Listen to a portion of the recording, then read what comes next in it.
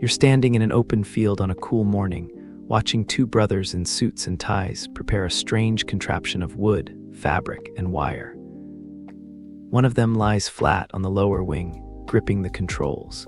The engine coughs to life, propellers spinning. The machine lurches forward along a wooden rail, picking up speed. Then, impossibly, it lifts. For 12 seconds, barely longer than a deep breath, a human being flies under their own power for the first time in history. When the craft touches back down, the world has changed forever, even though almost nobody is there to witness it. Welcome back to Midnight Deep Dive. If you're new here, welcome to our cozy corner of the internet, where we explore fascinating stories designed to ease you gently into sleep. Wherever you are right now, I'm so glad you've decided to join me for tonight's adventure. Tonight, we're tracing one of humanity's most persistent dreams, the conquest of the skies. For thousands of years, we watched birds with envy, grounded by gravity while they soared freely above us.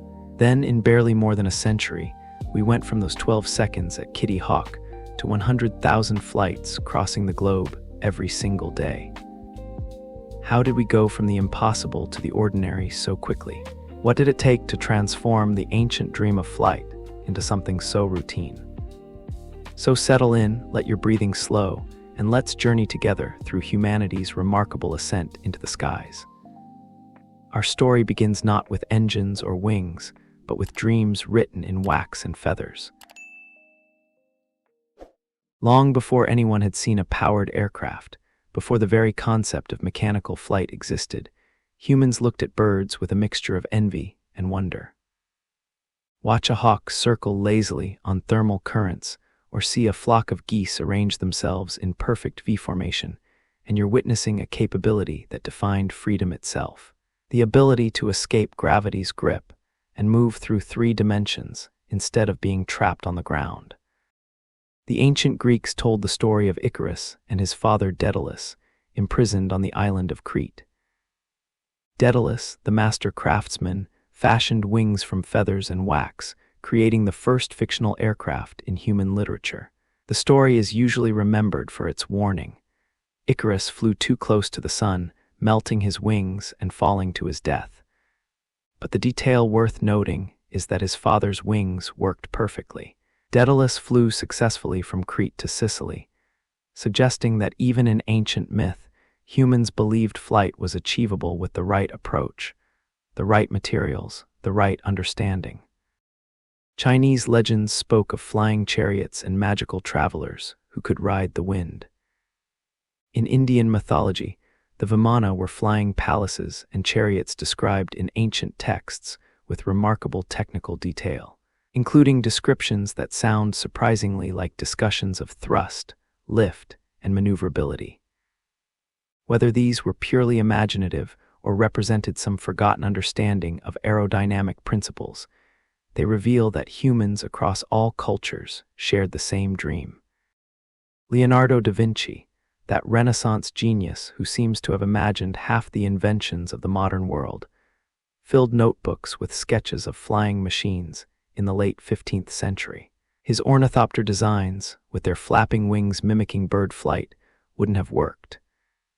The human muscular system simply can't generate enough power to achieve flight through wing flapping. But his careful observations of bird anatomy, his studies of how air moves and creates resistance, his understanding that flight required more than just wishing. These established the foundation for all aeronautical engineering to come. Da Vinci understood something crucial. Flight wasn't magic, it was physics waiting to be understood. For centuries after Da Vinci, flight remained in the realm of fantasy. A few brave or foolish souls built contraptions and leapt from towers, usually resulting in painful landings and broken bones. The fundamental problem remained unsolved. How could humans, who weighed far more than birds and had no wings, possibly achieve sustained flight? The answer, when it finally arrived, came from an unexpected direction. On November 21, 1783, in the Bois de Boulogne on the outskirts of Paris, 2 men climbed into a wicker basket attached to a massive silk balloon filled with hot air. Jean-François Piletter de Rosier and François Laurent Darlans weren't attempting to fly like birds. They had realized that humans didn't need to flap wings to leave the ground. They just needed to be lighter than air. The Montgolfier brothers, Joseph Mitchell and Jacques Etienne, had invented the hot air balloon. And on that autumn day, they launched humanity into the sky for the first time. The flight lasted 25 minutes and covered about 5.5 miles, drifting over Paris as astonished crowds watched from below. Imagine being in that basket, the first human beings to look down at their city from the air, to feel wind at altitude, to experience the profound disorientation and exhilaration of height without ground beneath your feet. The two aeronauts fed straw to a brazier suspended beneath the balloon's opening, keeping the air hot and the balloon aloft, while Paris spread below them like a map come to life. The success of the Montgolfier brothers triggered what historians call balloon mania. Within months, balloon flights were happening across Europe. Just days after the first hot air balloon flight, Jacques Charles launched a hydrogen balloon that flew even higher and stayed aloft longer. The French military immediately recognized balloons' potential for reconnaissance, using them to observe enemy positions from the air. By the early 1800s, balloonists were performing at exhibitions, taking paying passengers up for rides, and pushing the limits of altitude and distance. But balloons had a fundamental limitation. They were at the mercy of the wind. You could control altitude by releasing gas or dropping ballast, but you couldn't steer. You went wherever the wind took you, which made balloons impractical for transportation. Crossing the English Channel by balloon required waiting for favorable winds, and even then, you might end up miles from your intended destination. What humanity needed wasn't just a way to get into the air. It was a way to fly with purpose and direction. The psychological impact of balloon flight shouldn't be underestimated. For the first time in human history, people could see the world from above. Rivers revealed their full winding courses. Forests showed their extent and patterns. Cities displayed their organization and layout. This perspective changed how humans thought about geography, about territory, about the relationship between earth and sky. The experience of flight, even in its most primitive form, expanded human consciousness in ways that are difficult to appreciate from our modern perspective, where aerial views are commonplace in every film and Google Maps image. Early balloonists were adventurers in the truest sense, risking their lives in flimsy silk bags filled with flammable gas. They ascended to altitudes where breathing became difficult, where cold became life-threatening, where the slightest tear in the balloon's fabric meant potential disaster.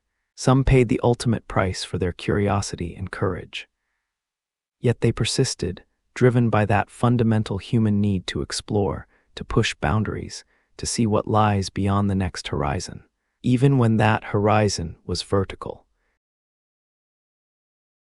While balloons continued to capture public imagination throughout the 19th century, a different group of pioneers were asking a different question. Instead of floating lighter than air, what if humans could fly heavier than air, like birds? The path to answering that question wound through decades of patient observation, meticulous experiment, and sometimes fatal failure. Sir George Cayley, an English baronet, is often called the father of aeronautics, though his name isn't as famous as it deserves to be. In the early 1800s, Cayley identified the four forces that affect all flight: weight, lift, drag, and thrust. He understood that a curved wing surface creates lift as air flows over it, and he built gliders that demonstrated these principles. In 1853, he built a glider that carried his terrified coachman across a small valley, possibly the first adult human to fly in a heavier-than-air craft. The coachman reportedly quit immediately after landing, saying he was hired to drive, not to fly. The problem everyone faced was power. Early gliders could only glide downward from hills or cliffs. To achieve sustained, controlled flight, you needed a way to generate thrust, to push the aircraft forward through the air continuously. Steam engines, the cutting-edge technology of the day, were too heavy for the amount of power they produced. What aviation needed was an engine that hadn't been invented yet. Otto Lilienthal, a German engineer, became the world's most successful glider pilot in the 1890s.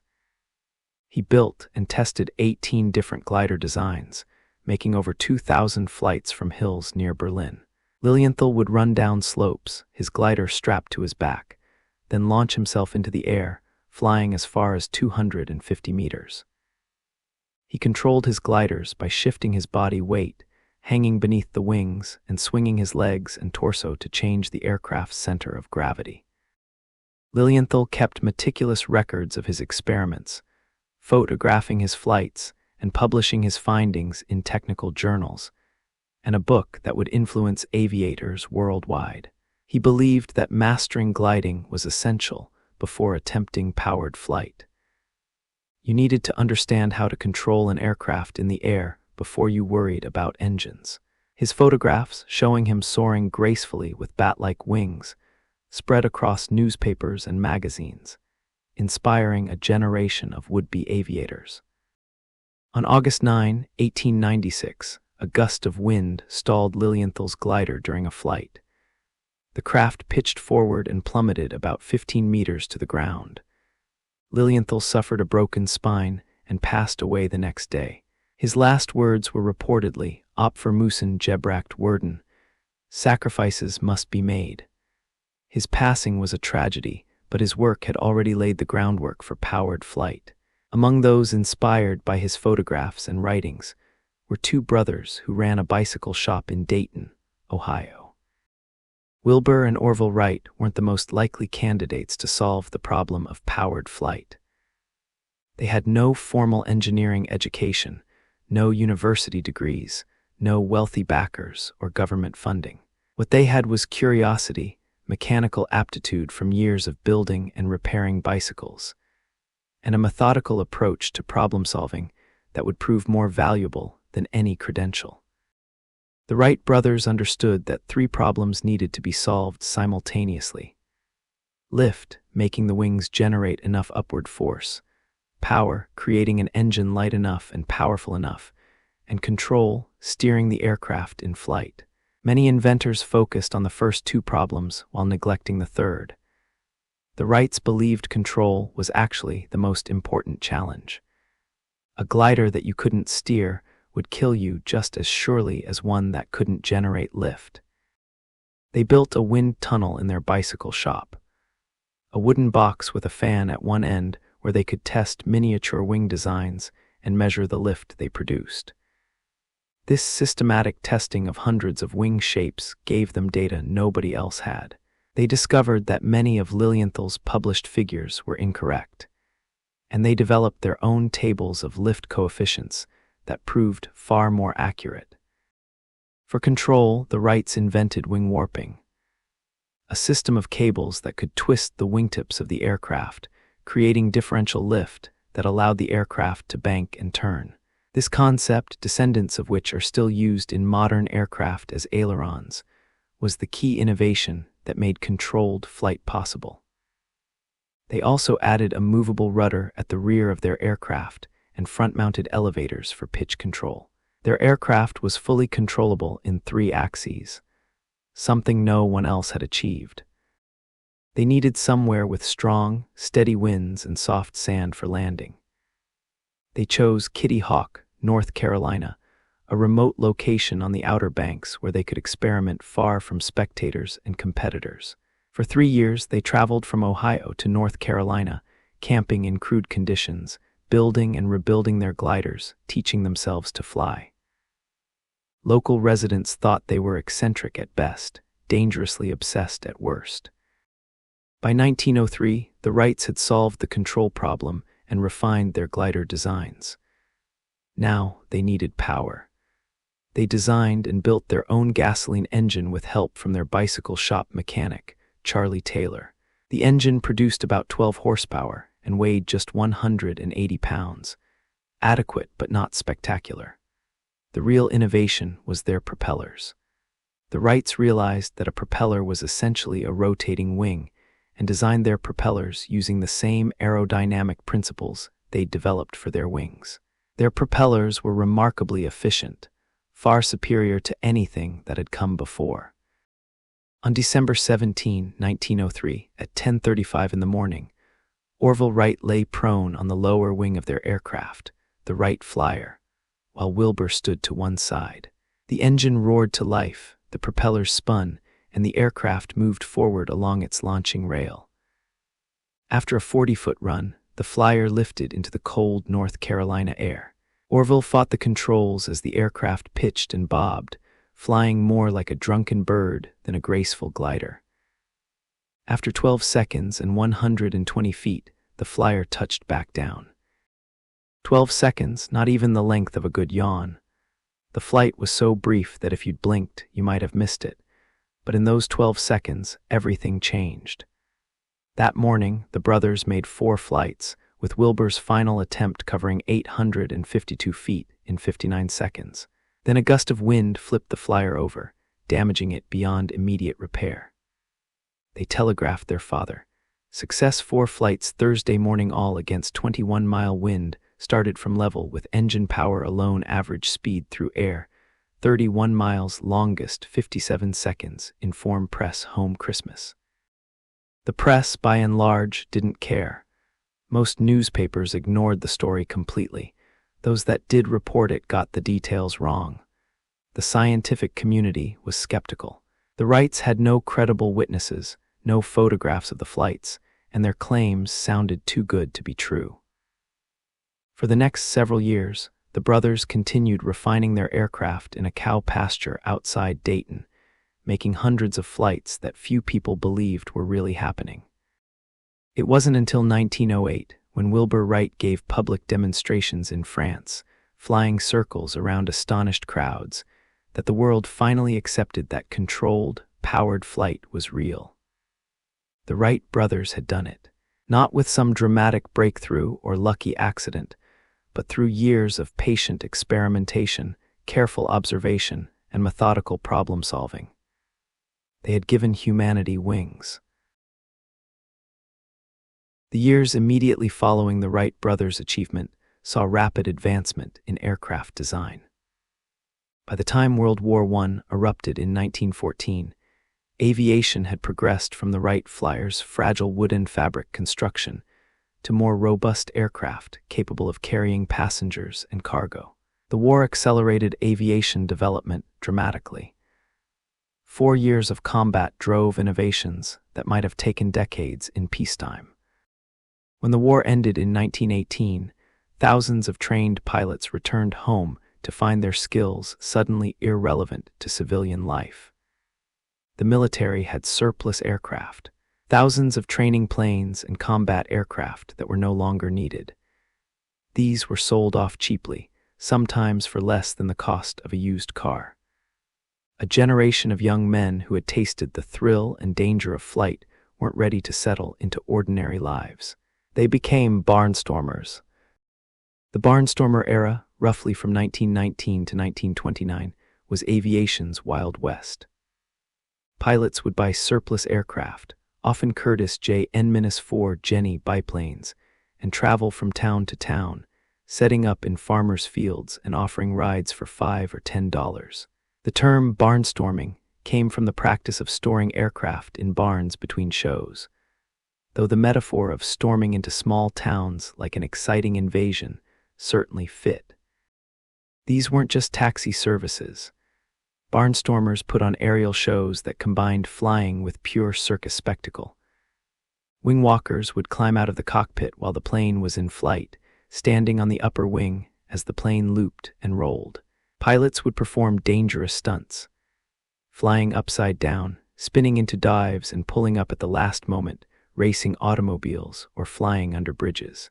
The shows were designed to thrill and terrify audiences who had never seen an airplane up close.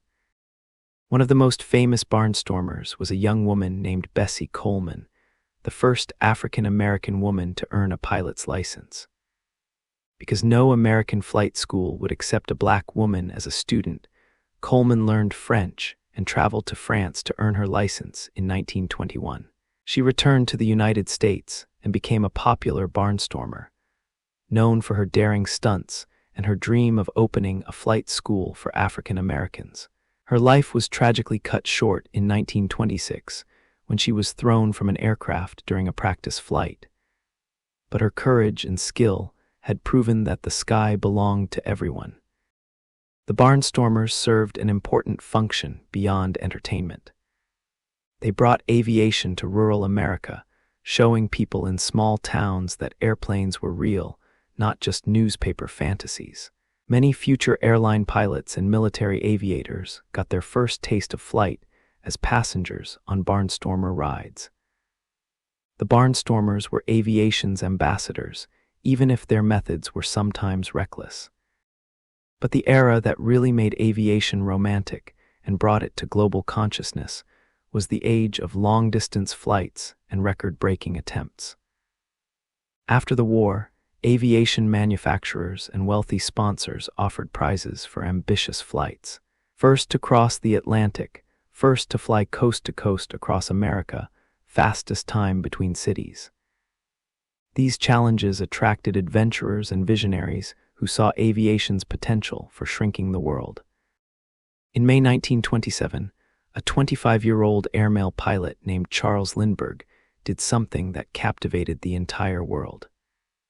He flew solo from New York to Paris, covering 36,000 miles in 33.5 hours without stopping.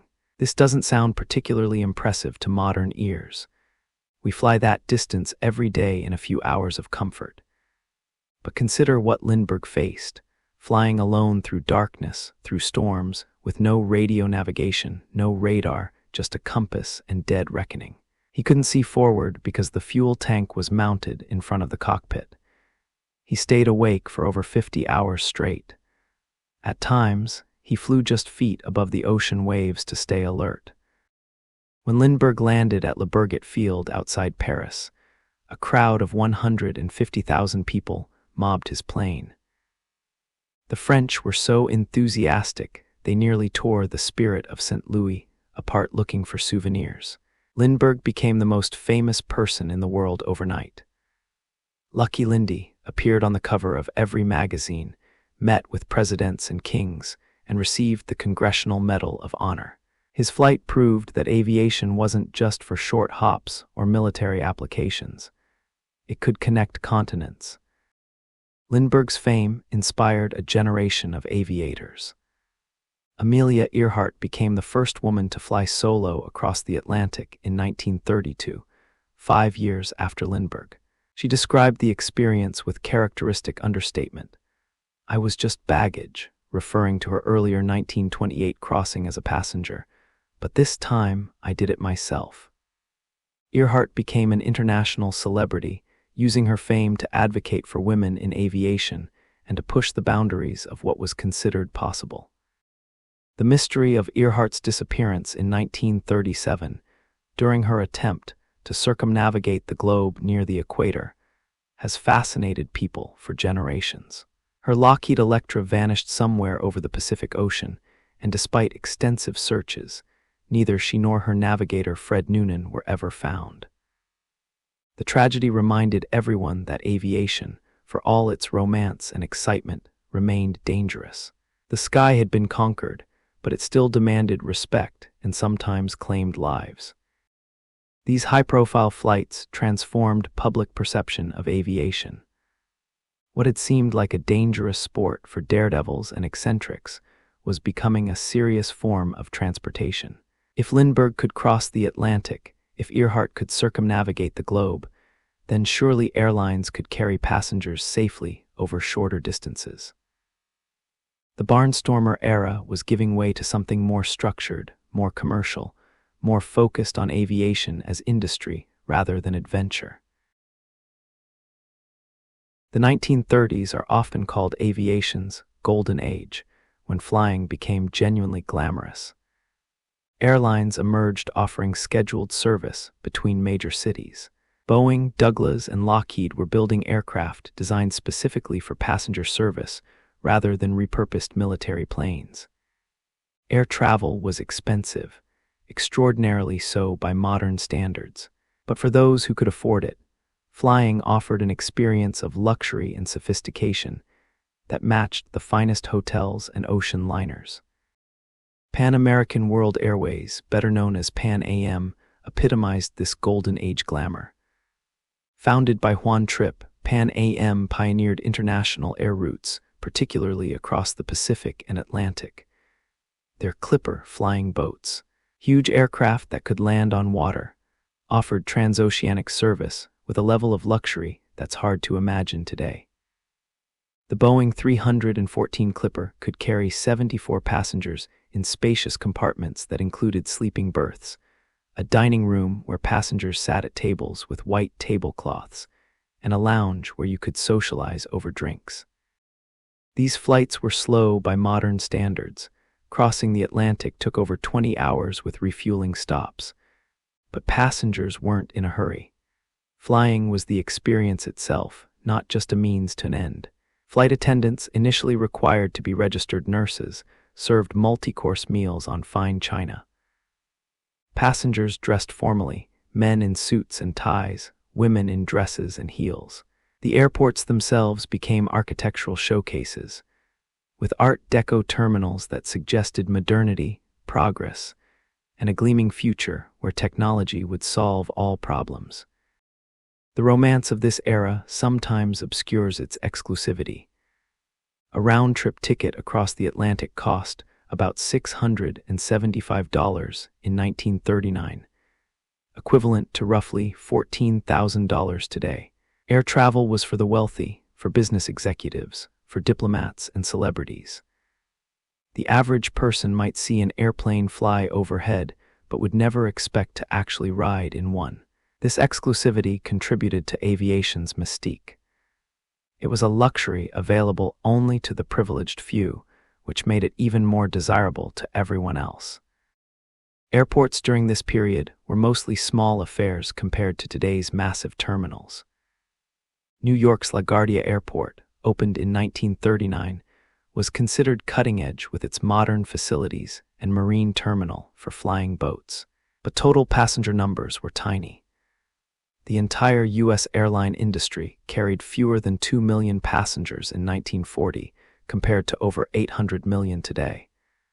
Everyone working in aviation knew everyone else. It was a small, tight-knit world where pilots, mechanics, and airline executives all shared the excitement of building something revolutionary. But even as commercial aviation flourished, darker forces were gathering. In Europe and Asia, tensions that would explode into World War II were already transforming aviation from a civilian enterprise into a military priority. The Spanish Civil War, from 1936 to 1939, became a testing ground for military aviation, with both German and Soviet aircraft supporting opposing sides. The lessons learned there would prove crucial in the coming global conflict. World War II transformed aviation more dramatically than any other period in history. In 1939, most military aircraft were biplanes or simple monoplanes with open cockpits. By 1945, jets were entering service. Bombers could fly intercontinental distances, and aircraft had become decisive weapons that could win or lose wars. The technological advancement, compressed into 6 years of warfare, was extraordinary. Fighter aircraft evolved from simple gun platforms to sophisticated weapon systems. The iconic planes of the war, the British Spitfire, the American P-51 Mustang, the Japanese Zero, the German Messerschmitt, represented huge advances in speed, range, and capability. Pilots became heroes, and aerial combat, while horrifically dangerous, captured public imagination with its combination of individual skill and modern technology. Bombers grew to enormous sizes. The B-17 Flying Fortress and B-29 Superfortress, the Lancaster, and the Liberator. These aircraft could carry tons of bombs across vast distances, protected by multiple gun positions and flying in massive formations. The strategic bombing campaigns over Europe and Japan, whatever their military and moral complexities, demonstrated that aviation had become central to modern warfare in ways that would have been unimaginable just 20 years earlier. Perhaps most significantly for commercial aviation's future, the war drove improvements in aircraft reliability, navigation systems, and engine technology. Thousands of pilots were trained, gaining experience that would later benefit airlines. Airports and airfields were built across the world. The infrastructure and expertise necessary for mass air travel was being created, even if that wasn't the intention. The emergence of jet engines represented the war's most important aviation legacy. Frank Whittle in Britain and Hans von Ohain in Germany had independently developed jet engines in the late 1930s. The Germans introduced the Messerschmitt Me 262, the world's first operational jet fighter, in 1944. Though it came too late to change the war's outcome, the Me 262 flew 100 miles per hour faster than the best propeller fighters. Everyone who saw jet aircraft recognized that aviation had entered a new era. The age of propellers was ending. The jet age was about to begin. On May 2, 1952, a sleek silver aircraft with swept wings and 4 jet engines climbed into the sky above London. The de Havilland Comet, the world's first commercial jet airliner, represented a quantum leap in passenger aviation. It flew twice as high as propeller aircraft, above most weather turbulence. It was faster, quieter, and smoother. Passengers described the experience as magical. The near silence after years of deafening propeller noise, the swift acceleration, the sense of gliding rather than laboring through the air. The comet's story, sadly, includes both triumph and tragedy. In 1954, 2 comets broke apart in mid-flight, killing all aboard. Investigators eventually discovered that the repeated cycles of pressurization and depressurization were causing metal fatigue around the aircraft's windows, leading to catastrophic structural failure. The entire comet fleet was grounded, and while the design was eventually fixed, the accident had given jet travel a reputation for danger that benefited American manufacturers. Boeing had been watching the comet's development with great interest. They understood that jets were the future, but they also learned from the comet's failures. In 1958, Boeing introduced the 707, a jet airliner that would transform commercial aviation. The 707 was larger than the comet, had longer range, and incorporated all the lessons learned from the comet's problems. Pan Am launched 707 service across the Atlantic in October 1958, cutting the flying time from New York to London from over 15 hours to less than 7. The psychological impact of jets was enormous. Suddenly, distances that had taken days could be covered in hours. Europe and America, which had seemed worlds apart, were now connected by a single day's travel. Business people could leave New York in the morning, attend meetings in London, and return the next day. The world was shrinking in ways that transformed not just travel, but culture, commerce, and international relations. Douglas Aircraft answered with the DC-8, and soon airlines worldwide were ordering jets. The competition between Boeing and Douglas drove rapid innovation and falling prices. By the mid-1960s, jets had largely replaced propeller aircraft on major routes. The old piston-engine airliners, the Constellations and DC-7s that had seemed so modern just years before, were suddenly obsolete, retired to cargo service, or sold off to smaller airlines. But jets created challenges as well as opportunities. They were much louder than propeller aircraft, creating noise pollution problems around airports. They consumed enormous amounts of fuel, making them expensive to operate. They required longer runways and more sophisticated ground equipment. Airports had to be dramatically expanded and modernized. In many cities, residents suddenly found themselves living near airports that were much noisier than they had been just a few years before. The real revolution came in 1970 when Boeing introduced the 747, the jumbo jet. This wasn't just a bigger airplane. It was a completely different category of aircraft. The 747 could carry over 400 passengers, more than twice as many as existing jets. Its distinctive hump and enormous size made it instantly recognizable. When Juan Trippe of Pan Am saw the 747 plans, he immediately ordered 25 of them.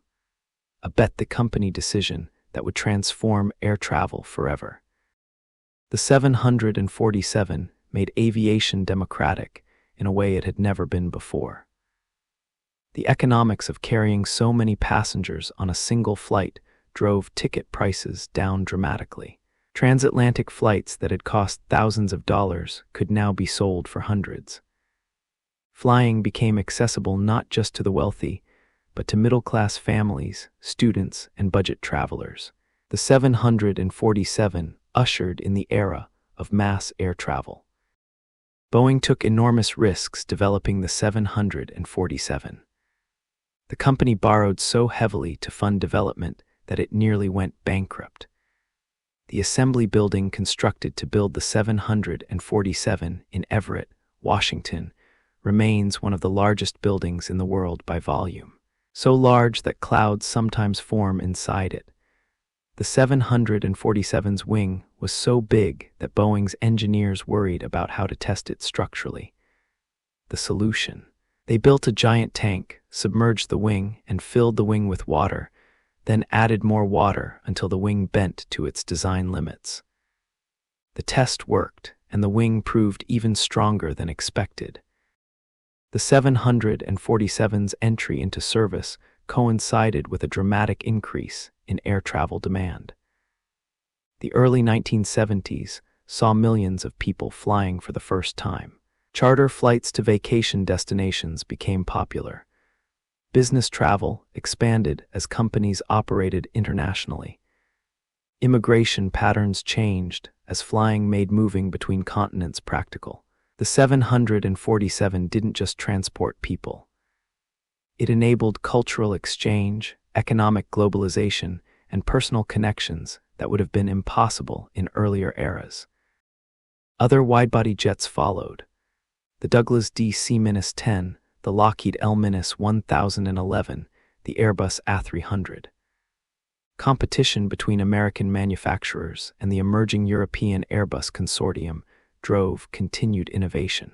Aircraft became more fuel-efficient, quieter, and more reliable. The sophistication of these machines was extraordinary. Hundreds of thousands of parts working together with remarkable precision, maintained to incredibly demanding standards, operating in one of the most unforgiving environments imaginable. By the 1980s, jet travel had become routine. The romance and glamour of the 1930s had faded, replaced by efficiency and economy. Flying was no longer special. It was simply the way you got from one place to another. This normalization represented the ultimate success of aviation. The dream of flight had been so completely realized that we'd stopped marveling at it. We'd conquered the sky so thoroughly that we could afford to take it for granted. Even as jumbo jets were making aviation accessible to millions, a different group of engineers was pursuing a more exclusive dream: supersonic passenger flight. If jets had made the world smaller, breaking the sound barrier could make it smaller still. The idea of flying faster than sound, creating a sonic boom that announced your passage, captured imaginations in the 1960s in ways that seemed to promise a future of constantly accelerating progress. The Anglo-French Concorde, which entered service in 1976, represented one of the most beautiful and technologically impressive aircraft ever built. Long and needle-nosed, with delta wings that gave it the appearance of a sleek arrow, the Concorde could cruise at Mach 2.04, over twice the speed of sound, or about 1,350 miles per hour. It could fly from New York to London in under 3.5 hours, less than half the time of subsonic jets. Flying on Concorde was an extraordinary experience. The acceleration during takeoff pressed passengers back in their seats with noticeably more force than conventional jets. As the aircraft climbed and accelerated through Mach 1, a Mach meter in the cabin showed passengers when they broke the sound barrier. At cruise altitude of 60,000 feet, passengers could see the curvature of the Earth and the blackness of space above. The windows were small because the fuselage heated up significantly at supersonic speeds. The front of the aircraft could be 127 degrees Celsius hotter than the rear, causing the entire aircraft to stretch by several inches during flight. But Concorde faced enormous challenges from the start. The sonic boom it created made supersonic flight over land politically impossible. Too loud, too disruptive. This limited routes to oceanic crossings, primarily the North Atlantic between London or Paris and New York. The aircraft was fuel inefficient, consuming as much fuel as a 747 while carrying only about 100 passengers. Tickets were extraordinarily expensive, making Concorde viable only for business travelers and the very wealthy. The Soviet Union built their own supersonic transport, the Tupolev-Tumanis 144, which looked remarkably similar to Concorde and actually entered service slightly earlier. However, the Tumanis 144 suffered from reliability issues and was withdrawn from service after only a few years of limited operations. The tragedy of Tumanis 144, Flight 101, at the 1973 Paris Air Show, where the aircraft broke apart during a demonstration flight, highlighted the enormous engineering challenges of supersonic flight. The United States had its own supersonic transport program, but Congress canceled it in 1971 due to environmental concerns and enormous projected costs. This decision essentially ended American supersonic passenger aircraft development. Boeing, which had been developing the 777 design, scrapped the project and focused instead on more conventional aircraft like the 747. Concorde's technological achievement was undeniable, but its economic model was questionable. Only 20 aircraft were ever built. Operations were subsidized by the British and French governments because the aircraft never achieved profitability. Despite this, Concorde flew for 27 years, developing a devoted following among passengers who valued time above all else and were willing to pay premium prices for the experience. The end came suddenly. On July 25, 2000, Air France Flight 4590 crashed shortly after takeoff from Paris, killing all 109 people aboard and 4 on the ground. A piece of debris on the runway had punctured one of Concorde's tires, and the flying debris ruptured a fuel tank, causing a catastrophic fire. The entire Concorde fleet was grounded for modifications. Although flights resumed in 2001, the aircraft's reputation was damaged and passenger numbers declined. Concorde made its final commercial flight in October 2003, ending the era of supersonic passenger travel. While Concorde represented speed, the real revolution in aviation technology during this period was quieter and less visible: the transformation of the cockpit. Early jets had required 3 crew members: pilot, co-pilot, and flight engineer who monitored the complex systems. Cockpits were crowded with hundreds of individual gauges, dials, and switches. Navigation involved radio beacons, paper charts, and considerable skill. The introduction of computer technology changed everything. Glass cockpits, where traditional instruments were replaced by digital displays, began appearing in the 1980s. These systems integrated information from multiple sources and presented it clearly to pilots. The workload decreased dramatically, and aircraft could now be safely flown by just 2 pilots. The flight engineer position disappeared as automated systems monitored engines and other systems. Fly-by-wire technology replaced mechanical linkages between controls and flight surfaces with electronic signals. Computers could now assist with stability and prevent pilots from exceeding the aircraft's performance limits. This technology, first developed for military jets, made aircraft safer and more efficient. The Airbus A320, introduced in 1988, was the first commercial aircraft with full fly-by-wire controls, marking a new era where pilots were managing computers that flew the aircraft rather than directly controlling the flight surfaces themselves. Modern aviation is extraordinarily safe, and technology deserves much of the credit. Terrain awareness systems warn pilots if they're flying too close to ground. Traffic collision avoidance systems alert crews to other aircraft in their vicinity. Multiple redundant systems ensure that single failures don't cause catastrophes, whether radar shows storms before pilots fly into them. GPS navigation is accurate to within feet rather than miles. The result of all this technology is a safety record that would have seemed impossible to earlier generations. Commercial aviation in the United States has gone years without a single fatal accident. Worldwide, the accident rate continues to decline even as the number of flights increases. You are literally safer in a commercial airliner than you are in your own bathroom. The technology has become so reliable that the remaining challenge in aviation safety is primarily human factors. How do you keep pilots alert and engaged when the aircraft flies itself so effectively that their intervention is rarely needed? If you had traveled by air in the 1930s, your airport experience would have been remarkably civilized. Airports were small, often just a single building with a waiting room, a ticket counter, and doors leading directly to the tarmac. There was no security screening. You simply bought your ticket, walked to your airplane, and climbed aboard. The entire process from arriving at the airport to being in your seat might take 15 minutes.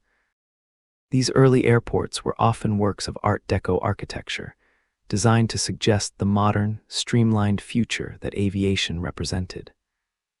The Marine Air Terminal at LaGuardia, built for Pan Am's flying boats, featured a spectacular rotunda with murals depicting the history of flight. The Twa Terminal at JFK Airport, designed by Eero Saarinen and opened in 1962, looked like a bird in flight, with sweeping curves and soaring spaces that made the building itself feel airborne. Airports weren't just functional, they were temples to the religion of progress. As air travel expanded in the 1960s and 70s, airports grew accordingly. Terminal buildings became larger and more complex. The introduction of jets meant airports needed longer runways, and the increased passenger numbers required more gates, larger waiting areas, and expanded parking. O'Hare Airport in Chicago, Atlanta's Hartsfield, lacks in Los Angeles. These grew into small cities unto themselves, processing tens of thousands of passengers daily. The airport experience began to change dramatically in the late 1960s and early 70s.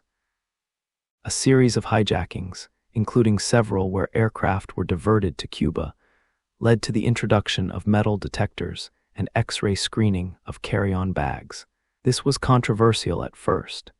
Some passengers resented the intrusion and delay, but as hijackings decreased, security screening became accepted as an unfortunate necessity.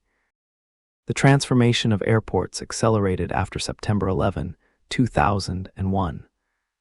The attacks changed everything about air travel security. The newly created Transportation Security Administration implemented strict screening procedures. Passengers had to remove shoes, belts, and jackets. Liquids were restricted. Random additional screening became common.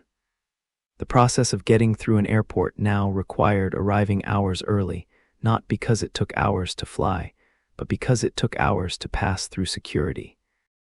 Modern airport security is theater, engineering, psychology, and genuine protection all mixed together. The inconvenience serves multiple purposes. It deters some potential threats simply by making the process difficult. It creates layers of security so that even if one layer is bypassed, others remain.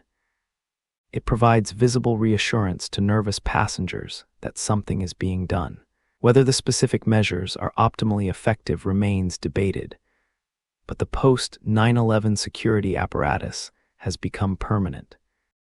But airports aren't just about security and transportation. They've become destinations themselves, strange liminal spaces that exist between departure and arrival, neither here nor there. The anthropologist Mark Auger coined the term non-places to describe spaces like airports that people pass through but don't inhabit. You're in an airport but not of it, temporarily suspended from your normal life, waiting in a space that could be almost anywhere. The psychology of airports is fascinating. Time feels different in terminals, simultaneously rushed and glacially slow. You might sprint to make a connection, then wait for hours for a delayed flight, experiencing both panic and boredom within the same hour. The duty-free shopping, the overpriced restaurants, the uncomfortable seating, all create a unique environment that's simultaneously familiar and alien. The development of hub-and-spoke systems in the 1980s transformed major airports into massive connection points. Instead of airlines offering direct flights between every city pair, they concentrated operations at hub airports where passengers connected between flights. This system was more efficient for airlines, but meant that traveling from one small city to another might require flying hundreds of miles out of your way to connect at a hub. Atlanta became the world's busiest airport largely due to this system, serving as Delta's main hub. Chicago O'Hare became United's hub. These mega airports process over 100 million passengers annually, with thousands of flights daily arriving and departing. The logistics are staggering. Coordinating aircraft movements, gate assignments, baggage handling, fueling, catering, cleaning, maintenance, crew scheduling, and passenger processing with precision that keeps everything flowing smoothly. The airport of the future might look quite different. Some newer designs emphasize natural light, incorporating huge windows and skylights to make terminals feel less enclosed. Changi Airport in Singapore includes gardens, a waterfall, and entertainment options that make the airport a destination itself. Technology is streamlining processes. Mobile check-in, automated bag drops, biometric security screening. The goal is to remove friction from the travel experience while maintaining security. But for all the technology and efficiency, airports remain fundamentally strange spaces. You're surrounded by hundreds or thousands of other people, yet everyone is isolated in their own journey. Families say tearful goodbyes, business travelers work on laptops, backpackers sleep sprawled across rows of seats. Airports are democratic spaces where everyone from billionaires to budget travelers shares the same security lines, the same gate areas, the same bathrooms. For a few hours, normal social hierarchies are temporarily suspended in favor of a shared experience of travel. Behind every flight are hundreds of people whose work makes safe air travel possible. The most visible are the flight crew, but their jobs have changed dramatically over aviation's history. In the early days, pilots were adventurers and mechanics combined. You needed to understand your aircraft intimately because you might need to repair it in some farmer's field. Modern airline pilots are highly trained professionals who have spent years preparing for a job that requires exceptional skill, judgment, and calm under pressure. Becoming a commercial airline pilot requires thousands of hours of flight time, multiple certifications, and regular recurrent training. Pilots train in sophisticated flight simulators that can recreate any emergency scenario imaginable.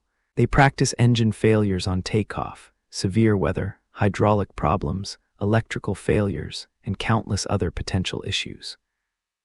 The goal is that when something goes wrong in actual flight, it feels like just another training scenario they've handled dozens of times before. The relationship between the captain and first officer involves clear hierarchies and protocols designed to prevent errors. Crew resource management, developed after several accidents caused by poor communication in the cockpit, teaches pilots to speak up about concerns and to work as a team rather than deferring completely to authority. This cultural shift made aviation significantly safer by ensuring that important information gets shared, even when it means questioning someone senior to you. The psychological demands of being a pilot are significant. Most of the time, flying is routine, even boring. Autopilot handles much of the actual flying on modern aircraft, but pilots must remain alert and ready to take control instantly if something goes wrong, maintaining vigilance even when nothing is happening. This combination of routine and potential emergency creates unique stress. Flight attendants, those familiar faces in the cabin, have a job that's far more complex than many passengers realize. Yes, they serve drinks and snacks, but their primary role is safety.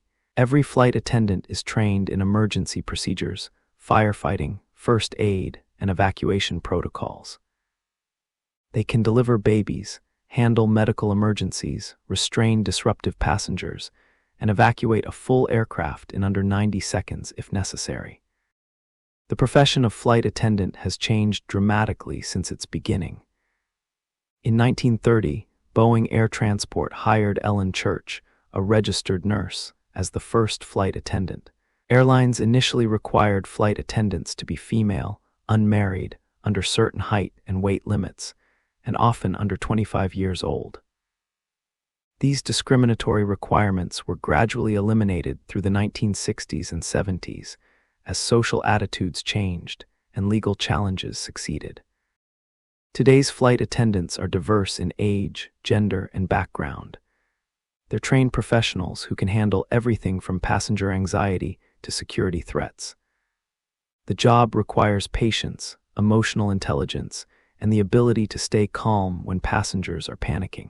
They spend their days taking care of hundreds of strangers, many of whom are stressed, uncomfortable, or demanding, all while maintaining professional composure. The flying public's relationship with flight attendants reflects broader social changes. In the 1960s, airlines marketed flight attendants, then called stewardesses, as attractive young women providing glamorous service. Modern airlines emphasize professionalism and safety. The job has gained respect even as the working conditions have become more challenging due to longer flights, tighter schedules, and sometimes difficult passengers.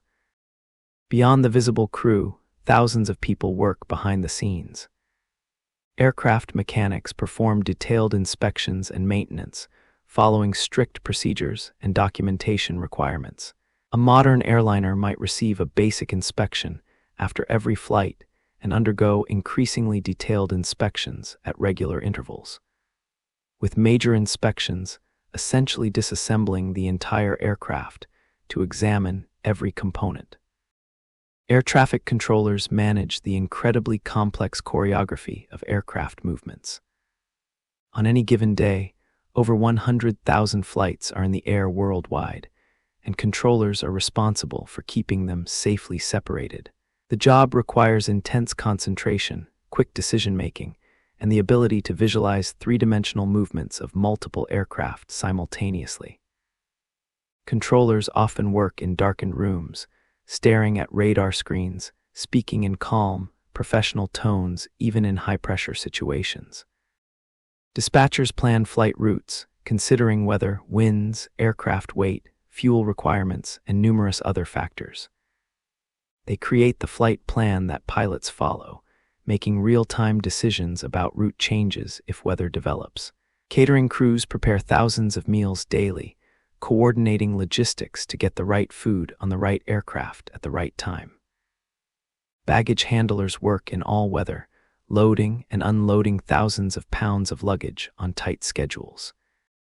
Gate agents deal with the most challenging aspect of flying: disappointed, angry, or anxious passengers. When flights are delayed or canceled, when passengers miss connections, when overbooked flights need volunteers, gate agents are the ones managing these difficult situations, often absorbing anger about circumstances beyond their control. The human element of aviation is often overlooked in discussions of technology and efficiency. Every flight represents coordination among dozens or hundreds of people, each performing their role competently. The remarkable safety record of modern aviation is a testament to the professionalism and dedication of everyone involved. Flying feels routine precisely because these professionals have made it routine through their skill and commitment. Until 1978, the U.S. government strictly regulated airline routes, schedules, and fares. The Civil Aeronautics Board controlled which airlines could fly which routes and prevented airlines from competing on price. The result was a cozy oligopoly where airlines made reliable profits, offered good service, but kept prices high. Flying remained a luxury experience because regulations prevented it from becoming anything else. The Airline Deregulation Act of 1978 changed everything. Suddenly, airlines could fly wherever they wanted, charge whatever fares they chose, and compete freely with other carriers. Proponents argued that competition would lower prices and improve service. Opponents warned that safety would suffer and that small cities would lose air service. Both predictions came partially true, though in ways more complex than anyone expected. New airlines sprang up almost immediately. People Express, founded in 1981, offered incredibly cheap fares by stripping away amenities. Passengers could fly from Newark to Florida for $19, about $60 in today's money. There were no assigned seats, no free snacks, and you paid extra for checked bags. The concept was revolutionary, no frills flying for passengers who cared more about price than comfort. Southwest Airlines, founded before deregulation, but able to expand afterward, pioneered the low-cost carrier model that would transform the industry. Southwest flew only 737s, simplifying maintenance and training. They used secondary airports where fees were lower. They had quick turnaround times, getting aircraft back in the air faster than competitors. They focused on short-haul routes where their efficiency advantages were greatest. Most importantly, they treated employees well and created a positive culture that translated into better customer service, despite lower fares. The transformation was dramatic. In 1978, the average domestic airfare was about $516 in today's dollars. By 2019, the average fare had fallen to around $355, a 31% decrease in inflation-adjusted terms, even as fuel costs had increased. Passenger numbers exploded. In 1978, U.S. airlines carried about 250 million passengers. By 2019, that number exceeded 925 million. Flying had truly become mass transportation. But deregulation had downsides. Legacy airlines struggled to compete with low-cost carriers. Many historic airlines disappeared through bankruptcies and mergers: Pan Am, TWA, Eastern, Braniff, and others. The hub-and-spoke system became even more entrenched, concentrating power at major airports. Small cities did lose service as airlines abandoned unprofitable routes. Labor relations became contentious as airlines cut costs by reducing wages and benefits. The passenger experience changed dramatically. To keep prices low, airlines removed amenities that had once been standard. Meals disappeared on domestic flights, replaced by snacks you could purchase. Seat pitch. The distance between rows decreased as airlines packed more passengers onto each plane. Checked baggage, once free, became an additional charge. The romantic era of flying was definitively over, replaced by a utilitarian approach that viewed passengers as cargo to be efficiently transported at minimum cost. Yet people kept flying in ever greater numbers, revealing their priorities. Given the choice between expensive flights with amenities and cheap flights without them, most people chose cheap. We might complain about cramped seats and fees for everything, but we keep buying the cheapest tickets available. The democratization of air travel succeeded precisely because enough people were willing to accept less comfort in exchange for lower prices. Different airlines positioned themselves across the spectrum from budget to premium. Spirit and Frontier pushed the ultra-low-cost model to extremes, charging for carry-on bags and even for printing boarding passes at the airport. JetBlue offered slightly higher fares, but included amenities like free snacks and entertainment. Legacy carriers like Delta, United, and American maintained traditional service while adding premium cabins for high-paying passengers. Europe followed America's deregulation path, creating the Open Skies Agreement that allowed airlines to operate across European countries without restriction. This spawned carriers like Ryanair and EasyJet, which pushed the low-cost model even further than American carriers. Ryanair became infamous for its additional fees and frank admission that it viewed passengers as packages to be moved, not customers to be pampered. Yet it also made flying so cheap that people took weekend trips to other countries that would have been unthinkable luxury a generation earlier. The global expansion of budget aviation opened travel to hundreds of millions of people who could never have afforded it previously. Indonesian, Indian, Southeast Asian, and Latin American budget carriers brought flying to emerging middle classes. A factory worker in Jakarta could now afford to fly to Bali for vacation. A student in Delhi could fly to Bangalore for a job interview. The social mobility and economic opportunities created by cheap air travel are difficult to overstate. Critics argue that we've lost something valuable in this transformation. The glamour and elegance of flying are gone, replaced by an experience that ranges from merely tolerable to actively unpleasant. Airlines compete on price above all else, creating a race to the bottom in terms of passenger comfort. The environmental impact of mass air travel is concerning, and the low fares don't reflect the true cost when externalities like carbon emissions are considered. But there's no going back. The genie is out of the bottle. Hundreds of millions of people have built their lives around affordable air travel, visiting distant family, pursuing educational opportunities, building businesses across borders, experiencing other cultures. The democratization of air travel represents one of the most significant social changes of the past 50 years, shrinking the world and connecting humanity in ways that would have seemed magical to earlier generations. Aviation faces a reckoning. The industry that has connected the world and enabled unprecedented mobility is now confronting its environmental impact. Aircraft burn enormous quantities of fossil fuel and release their emissions directly into the upper atmosphere, where they have disproportionate climate effects. Aviation accounts for about 2 to 3% of global carbon emissions, and that percentage is rising as the number of flights continues to increase.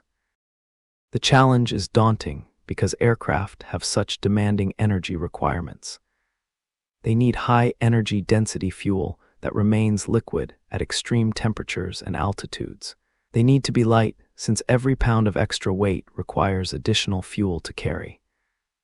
Battery technology, which works for cars, simply doesn't have the energy density needed for aircraft.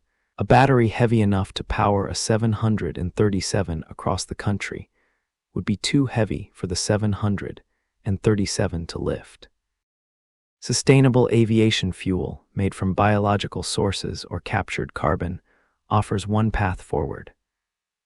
These fuels can be used in existing aircraft with minimal modifications, which means they could be adopted relatively quickly if production could be scaled up and costs reduced. Airlines and fuel companies are investing in SAF development, but current production is tiny compared to demand, and SAF costs several times more than conventional jet fuel. Electric aircraft work for short distances. Several companies are developing electric planes for routes under a few hundred miles, where battery weight becomes manageable. These would be perfect for regional flights and could significantly reduce emissions on short routes where many flights currently occur. The technology is proven. The challenge is scaling production and building the charging infrastructure airports would need. Hydrogen offers intriguing possibilities. It contains enormous energy by weight and produces only water when burned, but it's bulky. Hydrogen tanks would need to be much larger than current fuel tanks. It requires extremely cold temperatures to remain liquid. The entire fuel infrastructure at airports would need to be rebuilt. Airbus has announced plans to develop hydrogen-powered aircraft by 2035, but significant technical challenges remain. Beyond propulsion, aircraft design is evolving. Modern aircraft like the Boeing 787 and Airbus A350 use composite materials that reduce weight significantly compared to aluminum.